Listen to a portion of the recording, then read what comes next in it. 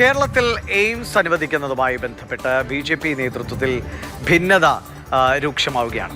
കേരളത്തിൽ എയിംസിനായി സ്ഥലം നൽകിയില്ല എങ്കിൽ അത് തമിഴ്നാടിന് നൽകുമെന്ന കേന്ദ്രമന്ത്രി സുരേഷ് ഗോപിയുടെ പരസ്യ പ്രതികരണത്തിന് പിന്നാലെയാണ് ഈ ഒരു അഭിപ്രായ വ്യത്യാസം ഇങ്ങനെ മറന്നേക്ക് പുറത്തു വരുന്നത്. കാസർഗോഡ് ജില്ലയിൽ തന്നെ എയിംസ് വേണമെന്ന് ബി.ജെ.പി. മേഖലാ പ്രസിഡന്റ് അഡ്വക്കേറ്റ് കെ ശ്രീകാന്ത് ആവർത്തിക്കുകയും ചെയ്തു. ജില്ലയിൽ 300 ഏക്കറോളം സർക്കാർ ഭൂമിയുണ്ട്. എൻഡോസൾഫാൻ ദുരിതബാധിതരും കരൾ വൃക്ക രോഗികളുമൊക്കെ ഏറെയുള്ള ജില്ലയാണ് കാസർഗോഡ്. അതുകൂടി പരിഗണിക്കണമെന്നാണ് ശ്രീകാന്തിന്റെ ആവശ്യം. പ്രതികരണത്തിലേക്ക്. കാസർഗോഡ് ജില്ലയിൽ ഏതാണ്ട് 2000 ഏക്കർ സ്ഥലം സർക്കാരിൻ്റെ കയ്യിൽ പാഴ്ഭൂമിയുണ്ട്. അവിടെ വേറെ കാര്യങ്ങളൊന്നും ചെയ്യാതെ നിൽക്കുന്ന സ്ഥലങ്ങളുണ്ട്. അതിന് ഏറ്റവും അനുയോജ്യമായിട്ടുള്ള സ്ഥലം ഏതാണെന്ന് സംസ്ഥാന സർക്കാർ ആദ്യത്തെ ഒരു പ്രാഥമിക പരിശോധന നടത്തി അത് സെൻട്രലിൽ അയച്ചു കൊടുക്കുന്നതായിരിക്കും അഭികാമ്യം. കാസർഗോഡ് ജില്ലക്കാരുടെ ഈ ആവശ്യം തീർത്തും 101% ശരിയാണെന്നുള്ളത് കൊറോണ സമയത്ത്, ലോക്ക്ഡൗൺ സമയത്ത് നമ്മൾ അനുഭവിച്ചതാണ്, അറിഞ്ഞതാണ്, ലോകം അറിഞ്ഞതാണ്. അതുകൊണ്ട് കാസർഗോഡ് ജില്ലയുടെ പ്രത്യേക സാഹചര്യത്തിൽ പിന്നാക്കാവസ്ഥയുണ്ട്, എൻഡോസൾഫാനുണ്ട്, അതല്ലാതെ കിഡ്നി സംബന്ധമായ അസുഖങ്ങൾ, അങ്ങനെ വ്യത്യസ്തമായിട്ടുള്ള അസുഖങ്ങൾ ഏറ്റവും കൂടുതലുള്ള ഒരു പ്രദേശമാണ് കാസർഗോഡാണ് എന്നാണ് പല സർവേകളും സൂചിപ്പിക്കുന്നത്, ഇതിനെ സംബന്ധിച്ചുള്ള റീസർച്ചുകൾ സൂചിപ്പിക്കുന്നത്. അതുകൊണ്ട് ന്യായമായിട്ട് കാസർഗോഡ് വേണമെന്ന് തന്നെയാണ് ഇവിടുത്തെ ജനങ്ങൾ ആഗ്രഹിക്കുന്നത്. പക്ഷേ ഇതേസമയം ആലപ്പുഴയിൽ തന്നെ എയിംസ് കൊണ്ടുവരുമെന്ന നിലപാടിലാണ് കേന്ദ്രമന്ത്രി സുരേഷ് ഗോപി. കമ്മ്യൂണിസ്റ്റ് പ്രസ്ഥാനങ്ങൾ നശിപ്പിച്ച ആലപ്പുഴയിൽ എയിംസ് വരുന്നതോടെ ആ നാടിന് വികസനം സാധ്യമാകുമെന്നാണ് സുരേഷ് ഗോപി പറയുന്നത്. എയിംസ് വരാതെ അടുത്ത ഇലക്ഷൻ നിൽക്കില്ല എന്നുകൂടി സുരേഷ് ഗോപി പ്രതികരിക്കുന്നുണ്ട്. എയിംസ് ആലപ്പുഴ തന്നെ, അത് ഞാൻ തൃശ്ശൂർ 19 വന്ന് നിൽക്കുന്നതിന് മുമ്പ് പറഞ്ഞ ഒരു വാക്കാണ്. എന്തുകൊണ്ട് ആലപ്പുഴ? നിങ്ങൾ പറ. ഇന്നത്തെ ഒരവസ്ഥ ആലപ്പുഴയുടെ കേരളത്തിലെ മറ്റ് 16 ജില്ലകളുമായി 13 ജില്ലകളുമായി താരതമ്യം ചെയ്ത് 14ാമത്തെ ജില്ലയെന്ന സ്ഥാനം അലങ്കരിക്കാനെങ്കിലും വികസനത്തിന്റെ കാര്യത്തിൽ ആലപ്പുഴയ്ക്ക് യോഗ്യതയുണ്ടോ? എൻ്റെ ആലപ്പുഴയ്ക്ക് ആ യോഗ്യത നേടിക്കൊടുക്കേണ്ടത് മലയാളിയുടെ ആവശ്യമല്ലേ? അവിടെയും ഉള്ളത് നമ്മുടെ സഹോദരങ്ങളല്ലേ? സാരംഗ് സുരേഷ് വിവരങ്ങളുമായി കാസർഗോഡ് നിന്ന് ചേരുന്നുണ്ട്. സാരംഗ്, ഇപ്പോൾ ശ്രീകാന്തിന്റെ പ്രതികരണം കേട്ടു.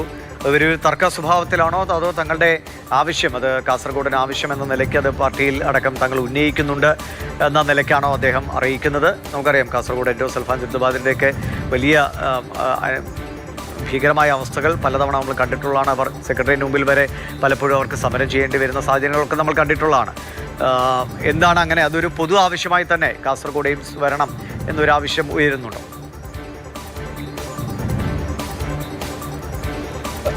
ദിവിഷ്, പൊതുവെ കാസർഗോഡ് ജില്ലയെ സംബന്ധിച്ച് ആരോഗ്യരംഗത്ത് പിന്നോക്കാവസ്ഥ എന്നുള്ളത് വർഷങ്ങളായി നമ്മൾ ചർച്ച ചെയ്തുകൊണ്ടിരിക്കുന്ന ഒരു പ്രധാനപ്പെട്ട ഒരു വിഷയമാണ്. എന്ത് ആരോഗ്യ പ്രശ്നങ്ങൾ ഉണ്ടായിക്കഴിഞ്ഞാലും ഒരുപക്ഷെ മംഗളൂരുവിലെ ആശുപത്രികളെയൊക്കെ തന്നെ ആശ്രയിക്കേണ്ട തരത്തിലേക്ക്, അല്ലെങ്കിൽ തൊട്ടപ്പുറത്തെ ജില്ലയായ കണ്ണൂരിലെ പരിയാരം മെഡിക്കൽ കോളേജിലേക്ക് പോകേണ്ട ഒരു ദുരവസ്ഥ ഈ ജില്ലക്കാരെ സംബന്ധിച്ചിട്ട്. അതോടൊപ്പം തന്നെ ഏറ്റവും വലിയൊരു തലവേദനയായി നിൽക്കുന്ന ഒരു പ്രയാസം തന്നെയാണ് എൻഡോസൾഫാൻ ദുരിതബാധിതരുടെ ചികിത്സയും. അതോടൊപ്പം തന്നെ കേരളത്തിലെ ഏറ്റവും കൂടുതൽ കരൾ വൃക്ക രോഗികളുള്ള ഒരു ജില്ല എന്നുള്ള ഒരു കണക്ക് പലതവണയായി പല സർവേകളിലൂടെയും പുറത്തു വന്നിട്ടുള്ളതാണ്.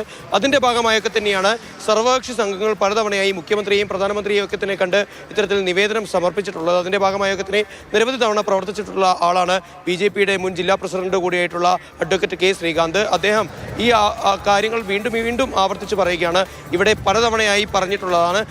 ജില്ലയിൽ എത്രയോ റവന്യൂ ഭൂമി പാഴായി കിടക്കുന്നുണ്ട്. വടക്ക് നിന്ന് പറയുകയാണെങ്കിൽ ചീമേനി പഞ്ചായത്ത് തൊട്ട് ഏറ്റവും അറ്റത്തേക്ക് എത്തിക്കഴിഞ്ഞാൽ പൈവളിക പഞ്ചായത്തിലടക്കം നിരവധിയായ സ്ഥലങ്ങൾ, അതിൽ പ്ലാന്റേഷൻ കോർപ്പറേഷൻ്റെ അടക്കമുള്ള സ്ഥലങ്ങൾ, നിരവധിയായ സ്ഥലങ്ങൾ ഇപ്പോൾ തരിശു ഭൂമിയായി കിടക്കുകയാണ്. അവിടെ എവിടെ വേണമെങ്കിലും ഇത്തരത്തിലുള്ള ഒരു സജ്ജീകരണം ഒരുക്കാനുള്ള സംവിധാനം ജില്ലാ ഭരണകൂടം അടക്കം എപ്പോഴോ ഉറപ്പ് നൽകിയിട്ടുള്ളതാണ്. എല്ലാ തരത്തിലുള്ള പിന്തുണ ജനങ്ങളുടെ ഭാഗത്ത് നിന്നുണ്ടാവും എന്നുള്ള കാര്യം തന്നെയാണ് പറഞ്ഞു വെക്കുന്നത്. ഇവിടെ ആളുകൾക്ക് അത്രയും വലിയ ഒരു ദുരവസ്ഥയുണ്ട് എന്നുള്ള സത്യം ബി.ജെ.പി. നേതാക്കൾ പോലും മനസ്സിലാക്കുന്നുണ്ട്. ഇവർ പറഞ്ഞു വെക്കുന്നത് ബി.ജെ.പി. സംസ്ഥാന പ്രസിഡന്റായി വി മുരളീധരൻ പ്രവർത്തിക്കുന്ന കാലം തൊട്ട് തന്നെ കാസർകോട്ടെ നേതാക്കൾ സ്ഥിരമായി ഈ ആവശ്യം അവരുടെ സംസ്ഥാന നേതൃയോഗങ്ങളിലൊക്കെ തന്നെ പറഞ്ഞുകൊണ്ടിരുന്നതാണ്. ഉമ്മൻചാണ്ടി മുഖ്യമന്ത്രിയായിരുന്ന കാലം തൊട്ട് തന്നെ ഈ ആവശ്യം കൃത്യമായി പൊതുജന ശ്രദ്ധയിലേക്ക് കൊണ്ടുവന്നതാണ്. എന്നിട്ടും എന്തുകൊണ്ടാണ് തങ്ങൾക്ക് ഇത്തരത്തിൽ എയിംസ് എന്ന് പറയുന്ന സമയത്ത് തങ്ങളെ ഇത്തരത്തിൽ രണ്ടാം തരക്കാരായി കാണിക്കുന്നത് അല്ലെങ്കിൽ കാണുന്നത് എന്നുള്ള ഒരു അമർഷം തന്നെയാണ് ഇവരുടെ ഭാഗത്ത് നിന്ന് ഉയർന്നു വരുന്നത്. സ്വാഭാവികമായും ഇത്തരത്തിൽ വലിയ തോതിലൊരു പിന്നോക്കാവസ്ഥ ഉള്ള ഒരു ജില്ലയ്ക്ക് ഇത്തരത്തിൽ എയിംസ് പോലുള്ള ഒരു സ്ഥാപനം വരികയാണെങ്കിൽ അത് ജില്ലയ്ക്ക് മുഴുവൻ വികസനങ്ങൾക്ക് ഒരു അടിത്തറയാകുന്ന രീതിയിലേക്കുള്ള ഒരു പ്രവർത്തനം ഉണ്ടാകുമെന്നുള്ള ഒരു ഉറപ്പ് അല്ലെങ്കിൽ അത്തരത്തിലുള്ള ഒരു കാഴ്ചപ്പാട് ഇവിടെയുള്ള മുഴുവൻ പൊതുപ്രവർത്തകർക്കുമുണ്ട്. ഇപ്പോൾ വീണ്ടും ഇത്തരത്തിൽ എയിംസ് ആക്ഷൻ കമ്മിറ്റി വീണ്ടും സജീവമായി സമരപരിപാടികളിലേക്കൊക്കെ തന്നെ കടക്കുന്നതിൻ്റെ പ്രാഥമിക ഘട്ടം എന്നുള്ള രീതിയിലേക്ക് തന്നെ നമുക്ക് മനസ്സിലാക്കാൻ സാധിക്കും. അതിനോടൊപ്പം തന്നെ ചേർത്ത് വായിക്കേണ്ട മറ്റൊരു കാര്യം കൂടിയുണ്ട്. സുരേഷ് ഗോപി ഇപ്പോൾ കേന്ദ്രമന്ത്രിയാണ്. അദ്ദേഹം ഒരു പൊതുപ്രവർത്തകനായി മാറുന്നതിന് മുൻപേ, രാഷ്ട്രീയക്കാരനായി മാറുന്നതിന് മുൻപേ തന്നെ എൻഡോസൾഫാൻ സമരരംഗവുമായി ബന്ധപ്പെട്ടും എൻഡോസൾഫാൻ രോഗബാധിതവുമായി ബന്ധപ്പെട്ടൊക്കെ തന്നെ പലതവണയായി ഞാൻ തിരികെ വരാം.